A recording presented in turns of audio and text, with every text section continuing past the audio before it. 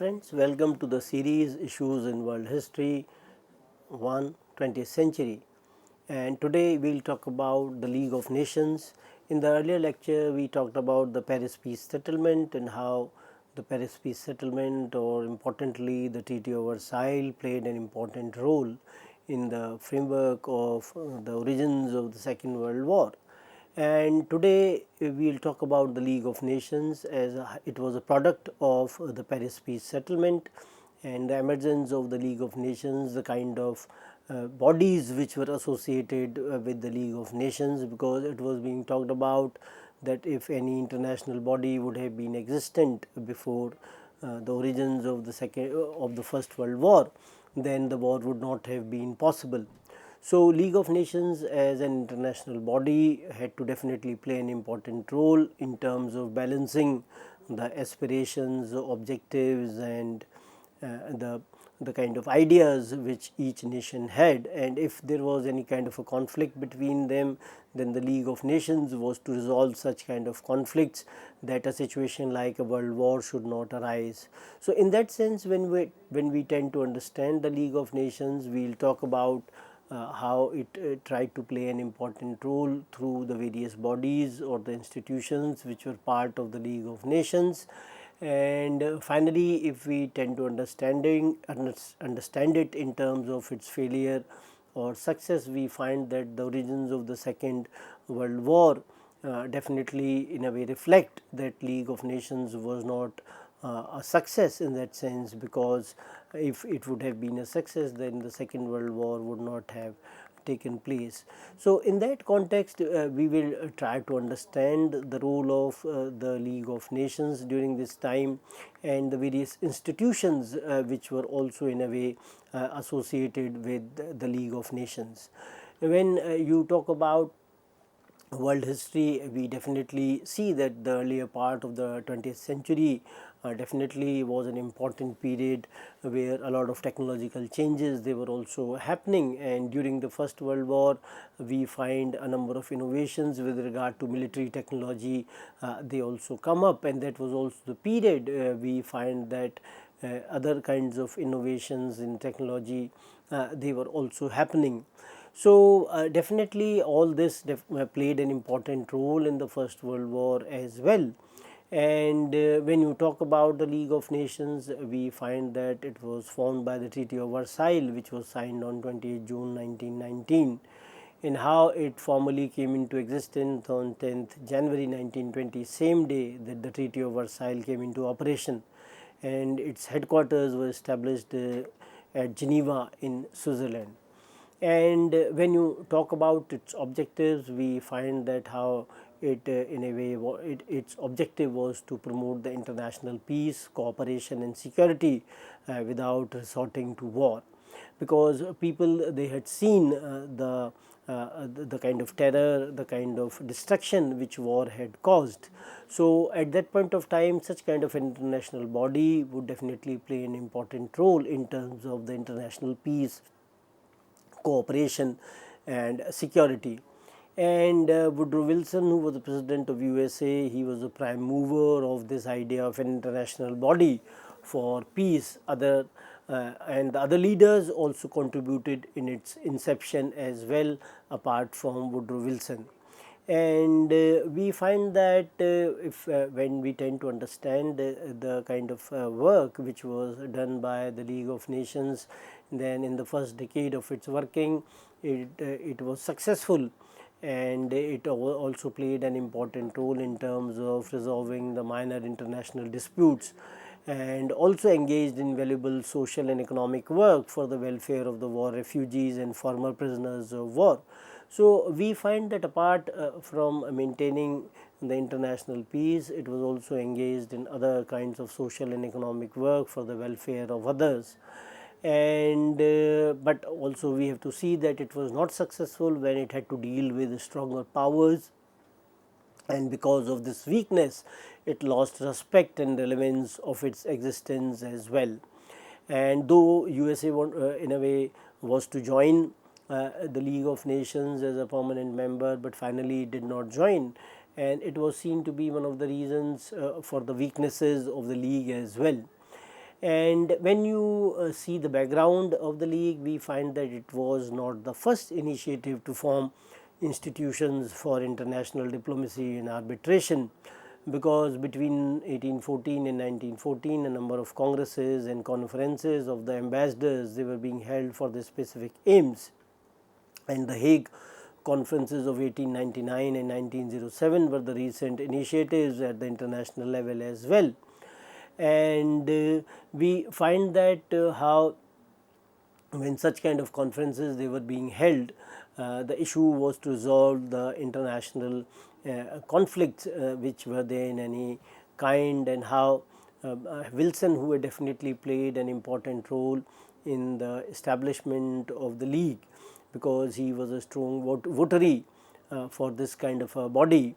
But apart from Wilson, we find that there were others as well: Lord Robert Cecil of Britain, Jane Smuts of South Africa, and Leon Bourgeois of France. They also presented the detailed schemes for the establishment of such an organization. And if you see the contribution of Wilson, we find that his significant contribution was to emphasize that League covenant. Covenant means the list of rules by which League was to function should be included in each of the separate peace treaties which were in a way signed during this time. And we also see that on the insistence of Wilson, the covenant of the League of Nations was made a part of the Treaty of Versailles, and the covenant had been drawn up by an international committee including Cecil, Smuts, Bourgeois and Wilson. So, this kind of a contribution at that point of time was very, very important, because the realization that there should be a presence of an international body which would definitely play an important role in terms of maintaining the affairs at the international at this point of time. We also see that how the objectives of the covenant were to guarantee the international cooperation and to achieve international peace and security. Because the world had seen that how during the First World War so many people they lost their lives, and we also see that the destruction of the property at such a scale, and so many people they became invalids as well, that how their legs or other limbs they were amputated. And so such a kind of a scenario was not a great picture from any for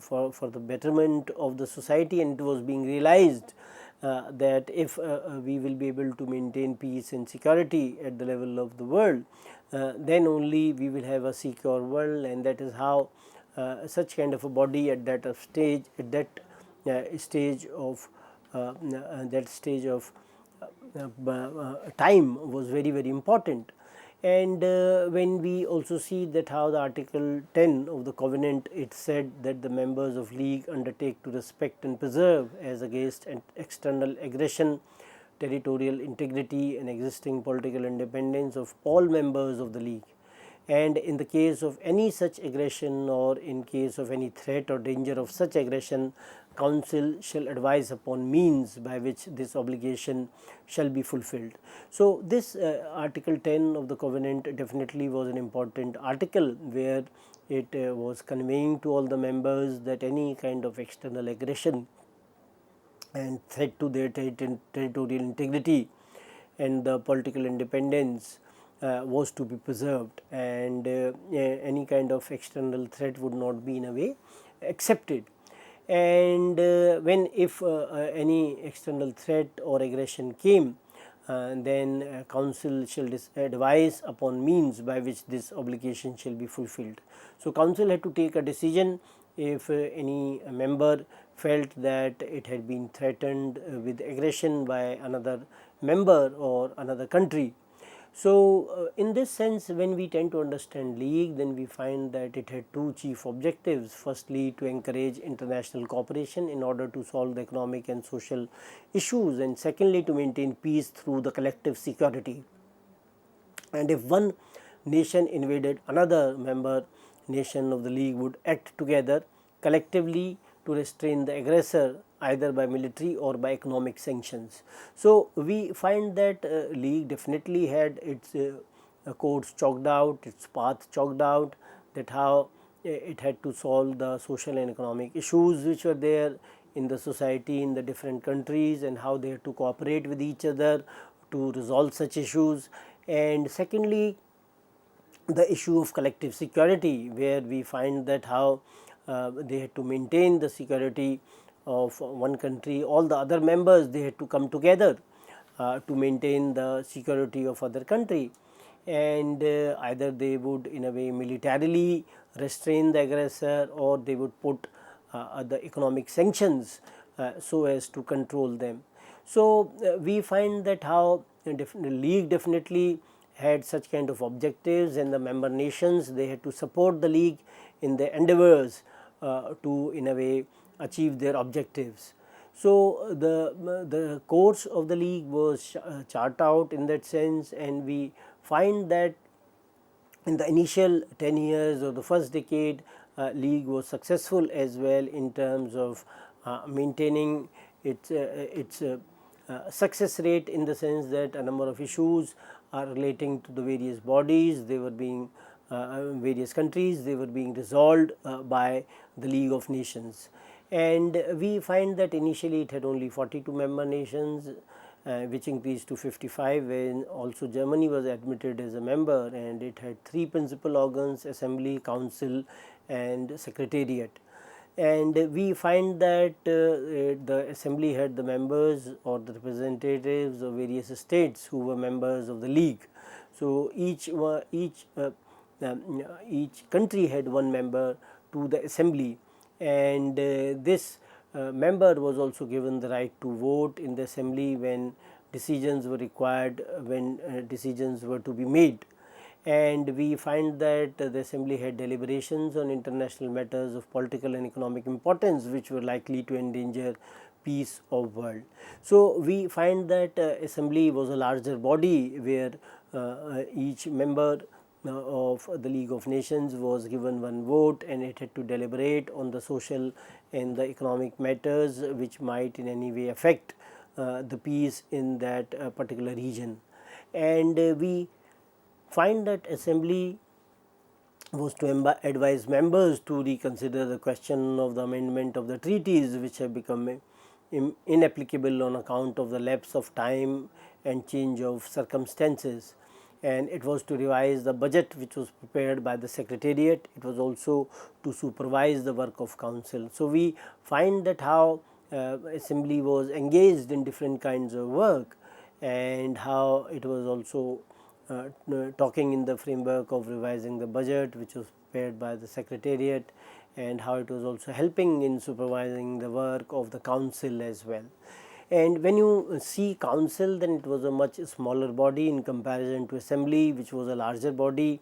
and it functioned as the executive of the League of Nations, and only 4 permanent members were Italy, Japan, France and Britain. And USA could not join it because it refused to join it, and initially it was suggested that USA would also join it. And then we also find that 4 non-permanent members elected by the Assembly, which was a larger body of all the members, they were to be elected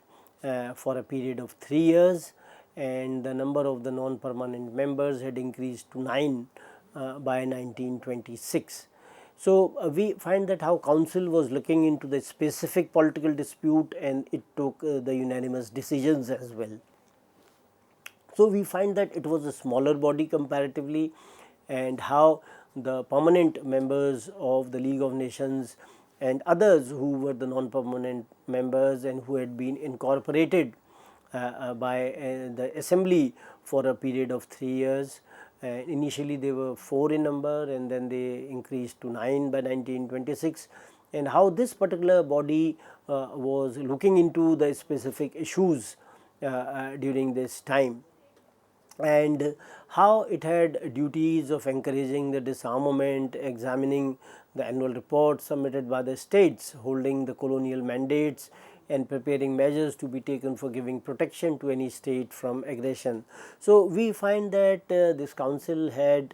specific duties, disarmament being one of the very important ones, and how in annual reports submitted by the states, they were also being examined by them,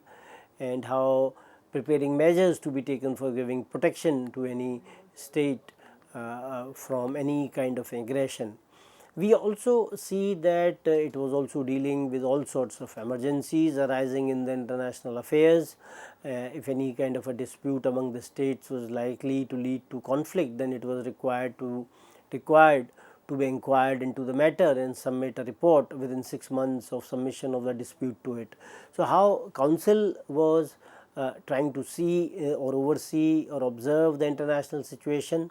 and how if any conflict would lead to such kind of a dangerous situation, and when it was inquiring into the matter, it had to support a detailed report within 6 months of the submission of the dispute to the League. So, when these countries, they were submitting their disputes to the League, and then Council was in a way engaged in such kind of an enterprise where they were examining all these kinds of issues as well. Then we see Secretariat, it looked after all the paperwork of the League, and all the treaties which were executed by the members of the League had to be registered with the Secretariat, and it was located at Geneva, and it consisted of 15 departments which dealt with administrative routine work arising from the mandates, and dealt with issues relating to the protection of the racial minorities, disarmament and health problems. So, we find that how the Secretariat was engaged in a lot of paperwork, and all the paperwork was to be done by it, and all the departments which were 15 in number, they were, apart from the administrative work, they were also dealing with a lot of issues concerning the racial minorities, disarmament and health problems. And disarmament definitely was an important concern at that point of time, because of the fact that any such kind of armament at that point of time would escalate the situation where countries would compete with each other in terms of maintaining their armaments, and that would cause some kind of a friction between nations. So, we find that the members of the League, they were required to pay for the expenses of the Secretariat in certain proportion, and it continued to work throughout the year as it recorded day to day proceedings of the League, formulating the agendas, writing resolutions and reports for executing the decisions of the League. So, we find that how Secretariat had to work during the entire year, and how Secretariat in a way was engaged in terms of writing or formulating the agendas as well, and all sorts of reports for executing the decisions of the League, they were also being undertaken by the Secretariat. So, in this sense, we find that all these bodies which were associated with the League of Nations, whether the Assembly, which was a larger body, or the Council, which was of the permanent members and some of the non-permanent members, those who were being incorporated for 3 years, and the Secretariat, all of them, they were doing their specified work for the League of Nations. And two other bodies which were important were the Permanent Court of International Justice and International Labour Organization. And the Permanent Court of International Justice was located at Hague in Holland, and it was opened on 15 February 1922